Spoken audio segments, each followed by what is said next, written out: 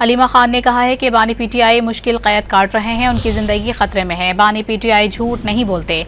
Superintendent Adiala jail को चुनकर लगाया गया है। जेल मरियम नवाज के कंट्रोल में है। रावलपिंडी की इंसदाद दहशतगर्दी अदालत के बाहर मीडिया से गुफ्तगू में अलीमा खान का मजीद कहना था कि हमारा फोकस बेगुनाह कैदियों की रिहाई है। महंगाई पर बानी पीटीआई क्या कर सकते हैं, वो खुद जेल में हैं। अगर आवाम के साथ जुल्म हो रहा है तो जरूरी है कि वो खुद उठें। अलीमा खान ने कहा है कि बानी पीटीआई मुश्किल क़ैद काट रहे हैं, उनकी जिंदगी खतरे में है। बानी पीटीआई झूठ नहीं बोलते। सुप्रिंटेंडेंट अडियाला जेल को चुनकर लगाया गया है। जेल मरियम नवाज के कंट्रोल में है। रावलपिंडी की इंसदाद दहशतगर्दी अदालत के बाहर मीडिया से गुफ्तगू में अलीमा खान का मजीद कहना था कि हमारा फोकस बेगुनाह कैदियों की रिहाई है। महंगाई पर बानी पीटीआई क्या कर सकते हैं, वो खुद जेल में हैं। अगर आवाम के साथ जुल्म हो रहा है तो जरूरी है कि वो खुद उठें।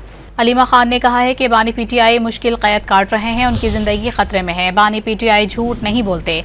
सुप्रिंटेंडेंट अडियाला जेल को चुनकर लगाया गया है। जेल मरियम नवाज के कंट्रोल में है। रावलपिंडी की इंसदाद दहशतगर्दी अदालत के बाहर मीडिया से गुफ्तगू में अलीमा खान का मजीद कहना था कि हमारा फोकस बेगुनाह कैदियों की रिहाई है। महंगाई पर बानी पीटीआई क्या कर सकते हैं, वो खुद जेल में हैं। अगर आवाम के साथ जुल्म हो रहा है तो जरूरी है कि वो खुद उठें।